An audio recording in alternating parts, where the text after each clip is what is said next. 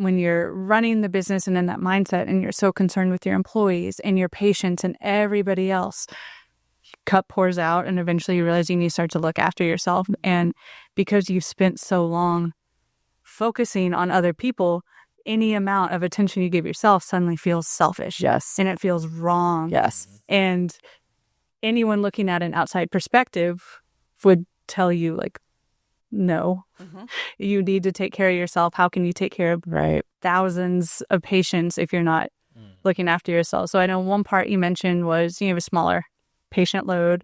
Right now you're running again.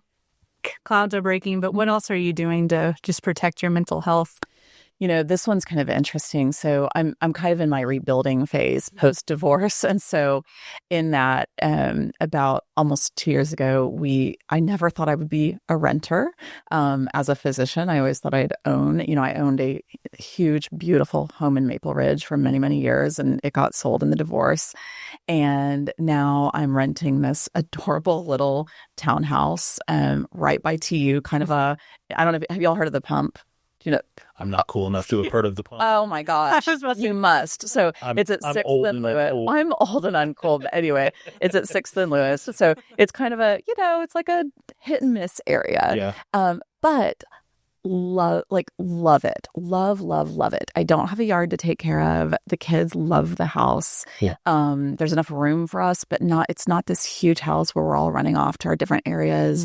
We all appreciate it so much more, and we're like truly happy, and so I think one way I'm fueling myself is by not having this big house to take care of and maintain, and kids running off everywhere and stuff everywhere, and just we have practically nothing. We got rid of almost everything. We just have a few bins and a closet of extra stuff. And it's amazing. I do want to buy a house, but I would never go back to a big house where, so that's another way. And also I used to be a 4:30 in the morning riser every day for my entire life, really, my entire life.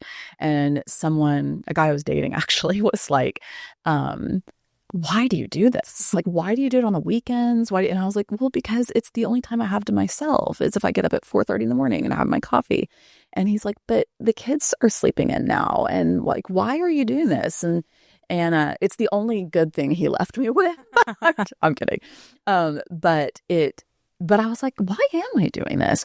And again, it was that guilt thing when I finally started letting myself. Now, 7 is late for me. Okay. But I let myself sleep till 7 on the days I don't have the kids and on the weekends. It's amazing. It's 2.5 hours. Yeah. It's amazing. It's life-changing. And I'm no longer crashing at, 6:30, 7 at night, when the kids are up and having fun, it's really a game changer.